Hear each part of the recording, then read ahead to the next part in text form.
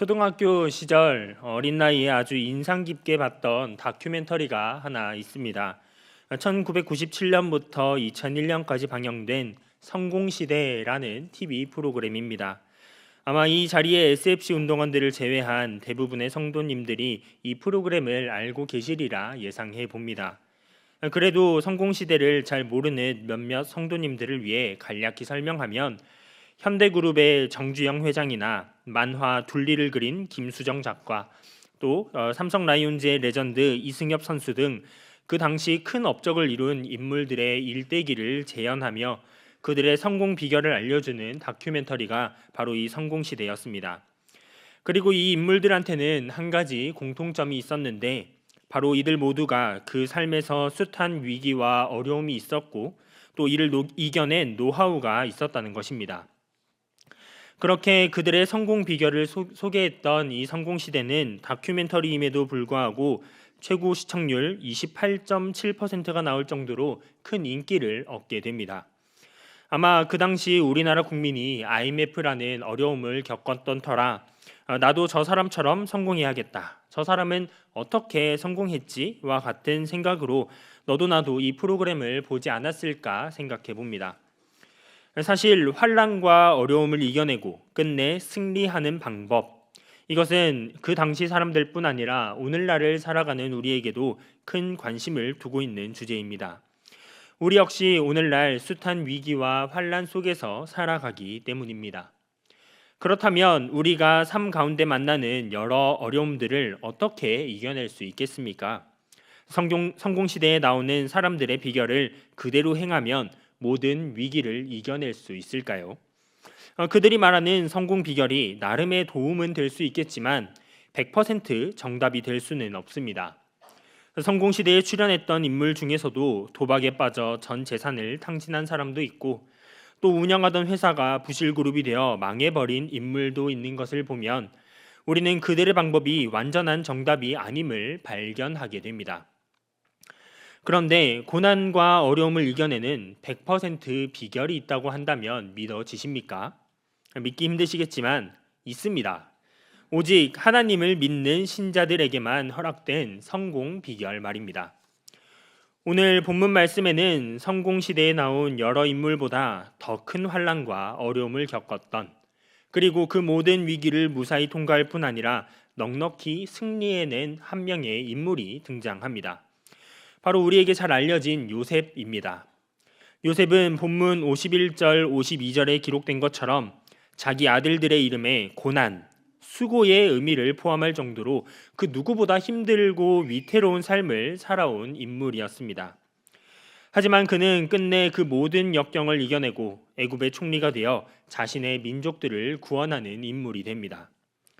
그렇다면 요셉이 그 숱한 어려움과 위기를 극복하고 인생 역전을 이룰 수 있었던 비결은 무엇이었겠습니까? 저는 오늘 성도님들과 함께 파란만장했던 요셉의 삶을 살펴보므로 수많은 환난과 어려움을 이겨내는 신자만의 특별한 비결에 대해 함께 알아가 보고자 합니다. 수많은 환난과 어려움을 이겨내는 신자만의 특별한 비결, 그 첫 번째는 말씀을 통해 하나님의 영에 감동되는 것입니다. 다 같이 본문 말씀 창세기 41장 37절로 40절 말씀을 합독하시겠습니다. 시작. 바로와 그의 모든 신하가 이 일을 좋게 여긴지라. 바로가 그의 신하들에게 이르되 이와 같이 하나님의 영에 감동된 사람을 우리가 어찌 찾을 수 있으리요 하고 요셉에게 이르되 하나님이 이 모든 것을 내게 보이셨으니 너와 같이 명철하고 지혜 있는 자가 없도다. 너는 내 집을 다스리라. 내 백성이 다 내 명령에 복종하리니 내가 너보다 높은 것은 내 왕자뿐이니라. 아멘. 오늘 본문 말씀을 이해하기 쉽게 표현하면 요셉의 인생 역전의 순간이라고 할 수 있습니다. 요셉은 지금 당대 최고의 강대국이었던 애굽의 2인자 총리의 자리에 오르고 있습니다. 먼 타지에서 승리의 기쁨을 만끽하는 그런 순간인 겁니다. 그런데 우리는 알고 있습니다. 요셉이 애초에 승승장구를 해온 사람이 결코 아니었다라는 사실 말입니다. 요셉은 승리, 형통, 출세라는 키워드랑은 거리가 먼 사람이었습니다. 아니 오히려 환난, 어려움, 고난이라는 키워드가 딱 어울리는 인물입니다. 요셉이 애굽의 총리가 되기 전 겪었던 일들, 우리 성도님들도 잘 아실 테지만 지금은 요셉의 관점에서 해당 사건을 살펴보고자 합니다. 요셉은 보디발의 아내로 인해 억울한 누명을 쓴 채 애굽의 감옥에 갇혀 있었습니다. 그렇게 감옥 생활을 하던 요셉은 구원의 동아줄처럼 보이는 한 사람을 만나게 됩니다. 그는 바로 감옥에서 만난 술 맡은 관원장이었습니다. 그 술 맡은 관원장은 자신이 꾼 꿈으로 인해 심란해했고 요셉은 그의 꿈을 해석해 줍니다. 그리고 그 꿈의 해석대로 술 맡은 관원장은 복직하게 됩니다. 이때 요셉은 구원의 동아줄 같은 그 술 맡은 관원장을 꼭 붙잡습니다. 창세기 40장 14절 말씀, 당신이 잘 되시거든 나를 생각하고 내게 은혜를 베풀어서 내 사정을 바로에게 아뢰어 이 집에서 나를 건져주소서라고 말입니다. 그런데 그 튼튼한 동아줄 같았던 그 술 맡은 관원장, 알고 보니 썩은 동아줄이었습니다. 40장 23절, 요셉을 기억하지 못하고 그를 잊었더라입니다. 술 맡은 관원장이 바로에게 잘 말해주겠지 하며 오매불망 기다리던 요셉. 하루, 이틀, 한 달, 두 달이 지나도 아무런 소식이 없습니다. 요셉이 뭐라고 생각했을까요? 저런 금붕어 같은 놈이 다 있나 어떻게 그걸 까먹냐라고 했을 겁니다. 그렇게 만 2년이라는 시간이 흐르고야 맙니다. 그러던 중 요셉에게 엄청난 기회가 찾아오게 됩니다. 바로의 꿈을 해석할 사람으로 자신을 찾고 있다는 겁니다. 이 상황, 우리는 이 이야기에 너무 익숙하여서 가볍게 느껴지겠지만 일반적인 상황이 결코 아닙니다. 당대 최고의 대제국이었던 애굽에서, 그것도 절대 권력을 가진 바로가 꿈 하나 때문에 애굽 출신도 아니요 한낱 이방인에 불과한 요셉, 더욱이 감옥에 갇힌 죄수였던 그 요셉을 부른 겁니다. 이 말도 안 되는 상황에서 바로가 요셉에게 말합니다. 네가 꿈을 잘 푸는 능력이 있다며 라고 말입니다. 우리가 인간 요셉이었다면 어떻게 했을까요? 옳거니 이거다. 술 관원장 때는 실패했지만 옥살이를 한 지 2년이나 지난 지금 이번에 바로한테 잘 보이면 이 감옥에서 나갈 수 있다라고 생각하고는 냉큼 바로에게 제가 꿈풀이를 좀 합니다. 저에게 맡겨만 주십시오라고 대답하지 않았겠습니까? 하지만 요셉은 그러지 않았습니다. 내 능력을 드러내고 사람한테 잘 보이려고 하고 기회 한번 잘 잡으려고 아등바등하는 인간의 방법을 사용하지 않습니다. 오히려 요셉은 그것과는 정반대의 대답을 합니다. 16절 말씀, 내가 아니라 하나님께서 대답하실 겁니다 였습니다. 멋있지 않습니까? 요셉은 그 일생일대의 기회에서 사람의 방법이 아닌 하나님을 보고 하나님을 붙잡습니다. 그리고 하나님께서 주신 꿈의 해석을 그대로 바로에게 전합니다. 상황만 놓고 보면 말도 안 되는 상황입니다. 요셉은 지금 자칭 태양신의 아들이라고 하는 애굽의 바로 앞에 섰습니다. 그런데 그 가운데서 바로를 높이지 않고 오히려 하나님을 높입니다. 바로의 심기 하나 잘못 건드리면 목숨이 날아갈 수도 있는 그런 상황입니다. 하지만 요셉은 내가 아닌 하나님이 하신다고 당당하게 외쳤습니다. 그리고 실제로 하나님이 보이신 그것을 그대로 전합니다. 그렇다면 요셉이 그 위급하고도 절박한 상황에서 어떻게 하나님의 방법을 따를 수 있었겠습니까? 그 방법은 요셉이 하나님의 영에 감동된 사람, 하나님과 함께하는 사람이었다는 점입니다. 이 모든 것은 38절로 39절에서 증명됩니다. 바로와 그 신하들은 이렇게 말합니다.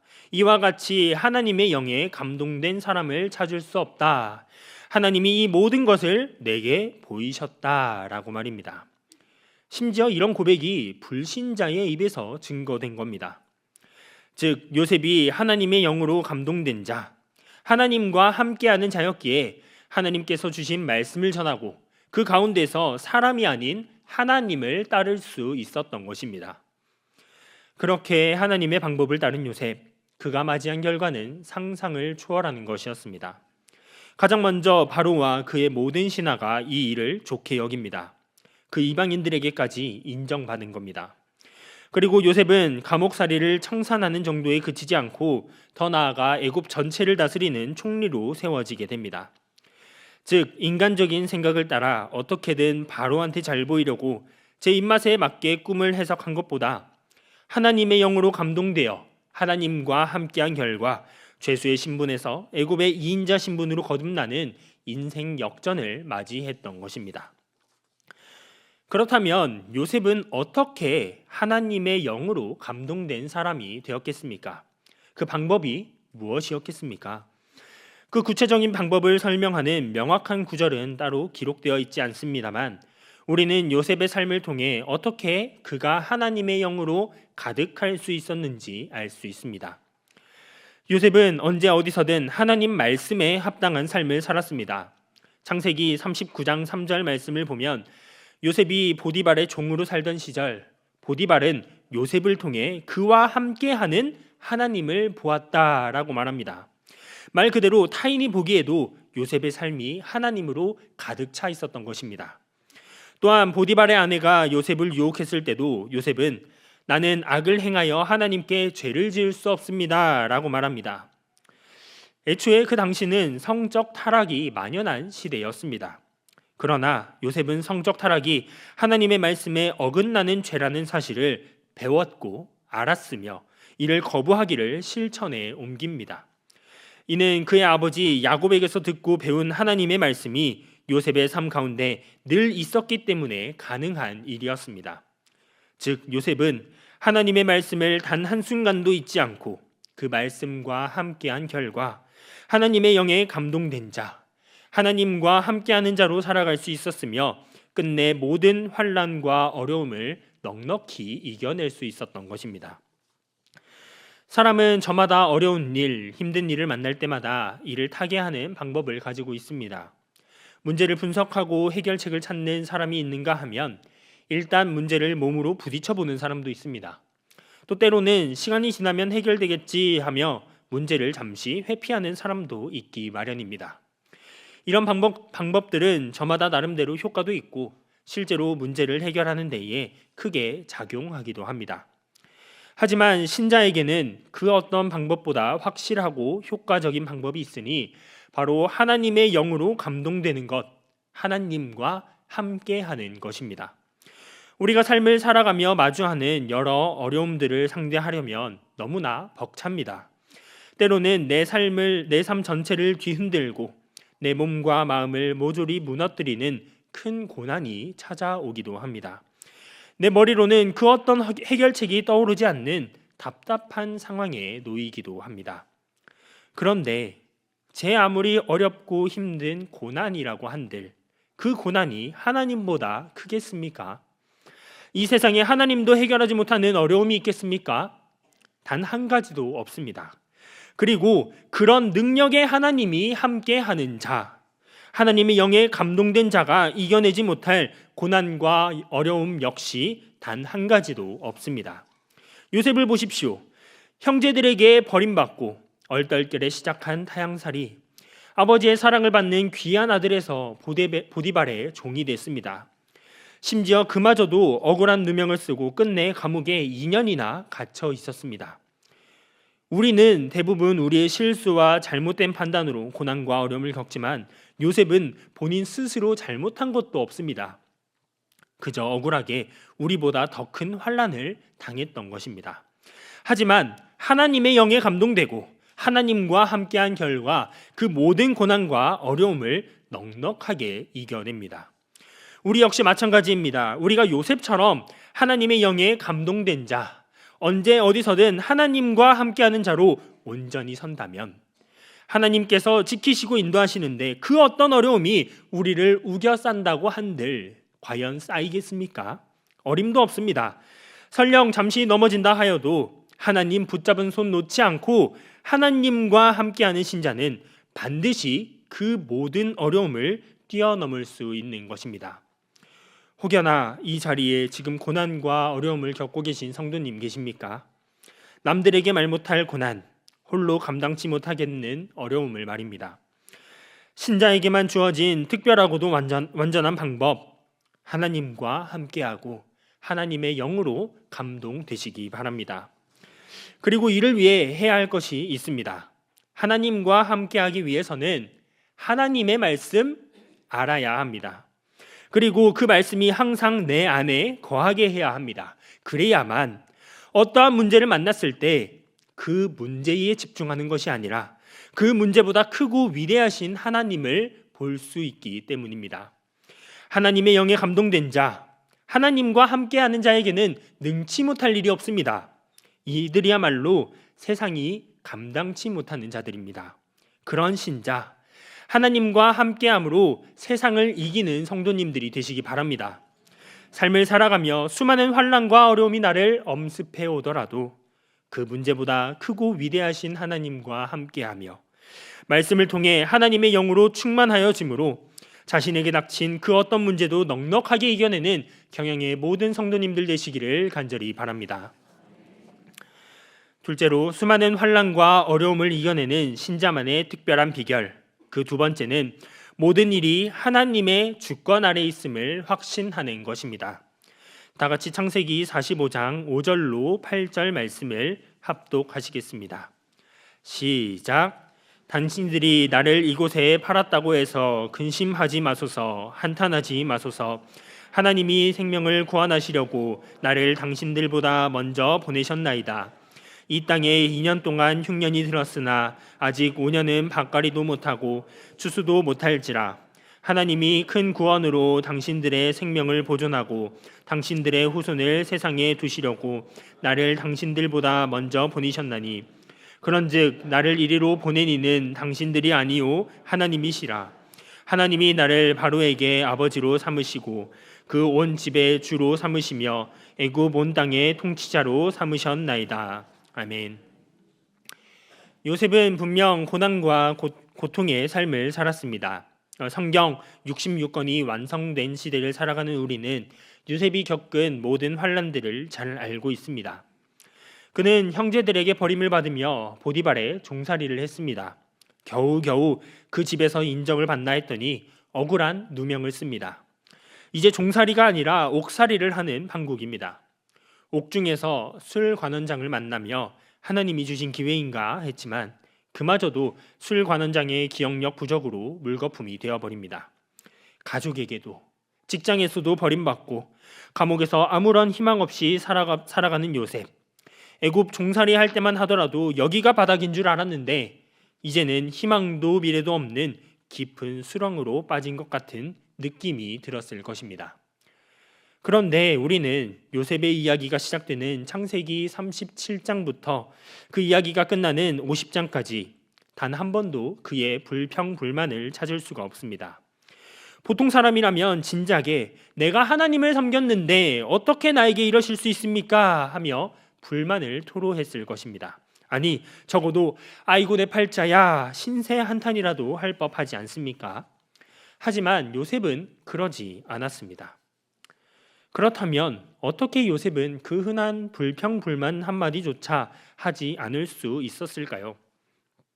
우리는 그 방법을 오늘 읽은 말씀을 통해 발견하게 됩니다.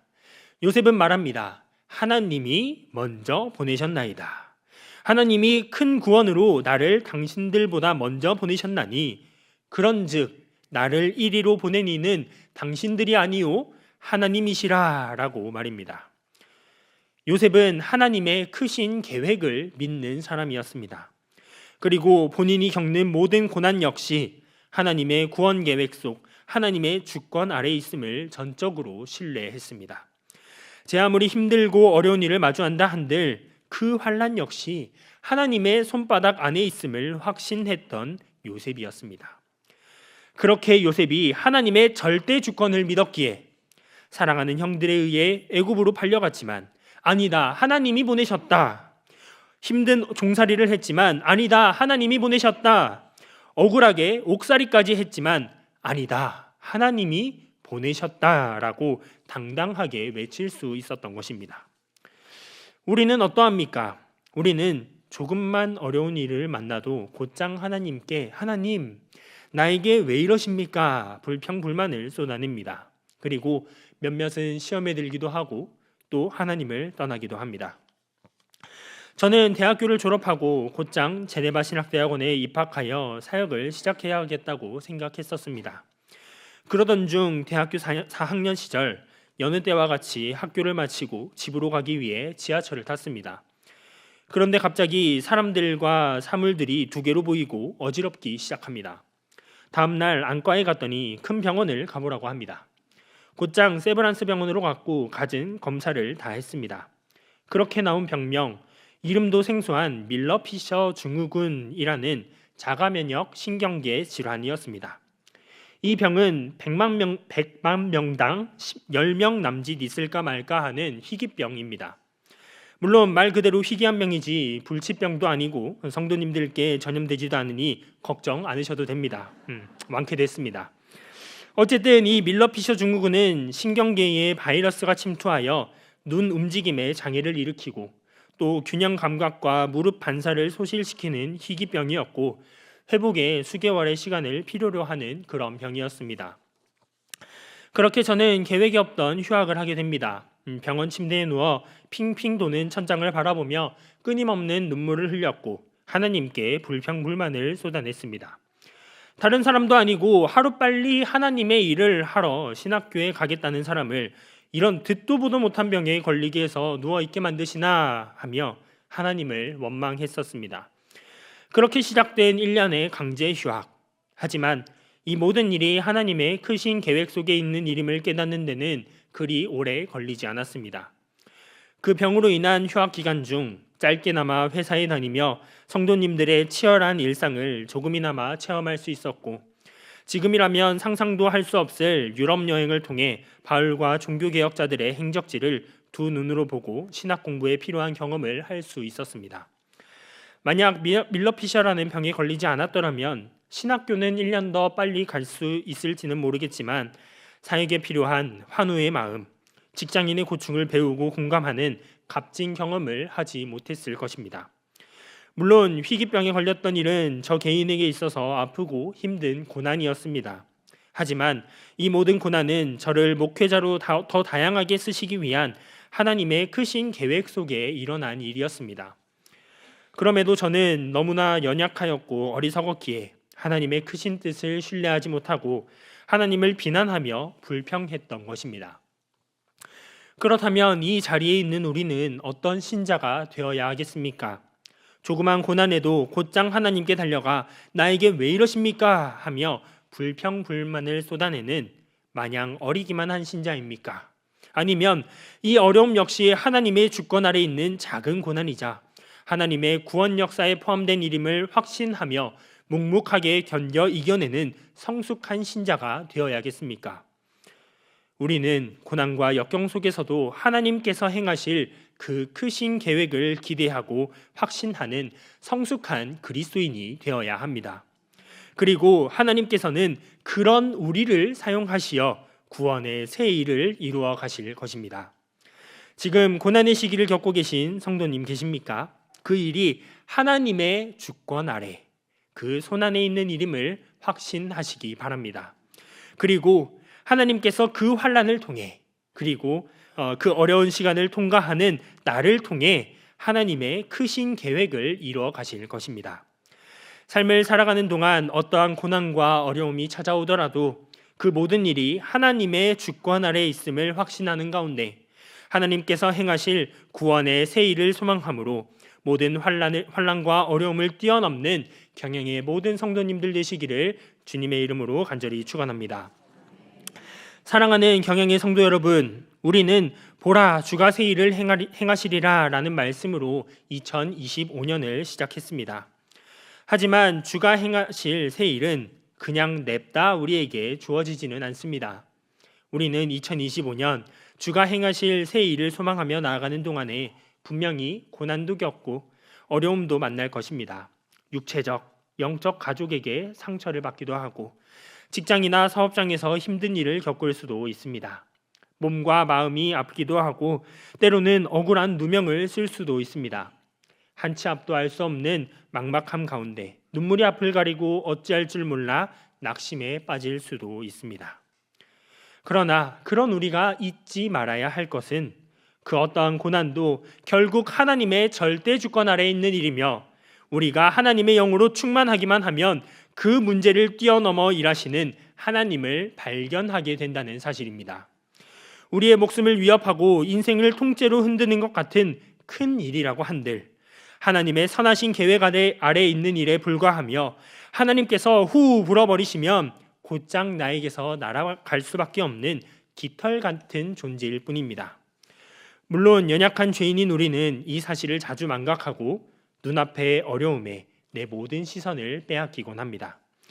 하나님이 날 지키시고 그 계획 아래서 나를 사용하실 것이라는 사실을 머리로는 알고 있지만 당장에 흔들리고 불평불만을 쏟아내는 게 우리입니다.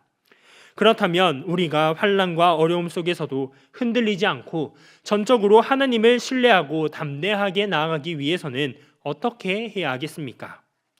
우리가 말씀으로 깨어있고 그 말씀으로 성령 충만해져 있어야 합니다. 어느덧 70일 프로젝트 1분기가 끝을 향하고 있습니다. 1분기에 우리는 성경 말씀을 읽는 습관을 들이고자 매일 성경 말씀을 묵상했습니다. 말씀 묵상은 신자가 하나님의 영으로 충만하기 위한 가장 기초 중의 기초입니다. 말씀이 없는데 어떻게 성령 충만하고 어떻게 하나님의 주권을 전적으로 신뢰하겠습니까? 어림도 없습니다. 우리는 하나님의 말씀을 매일 묵상함으로 성령으로 깨어 있어야 합니다.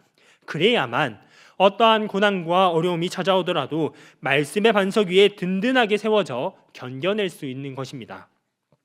담임 목사님께서 말씀하신 대로 1분기가 끝났다고 해서 우리의 말씀 묵상이 끝나는 것이 결코 아닙니다.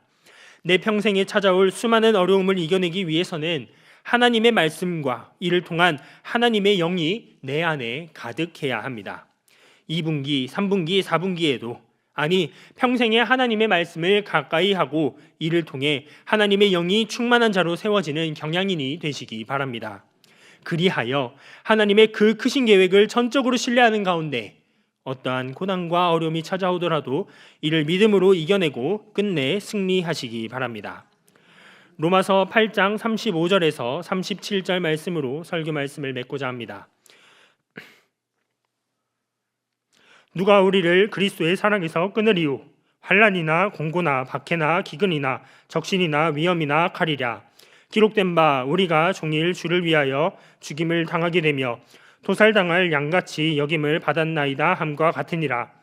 그러나 이 모든 일에 우리를 사랑하시는 이로 말미암아 우리가 넉넉히 이기느니라. 아멘.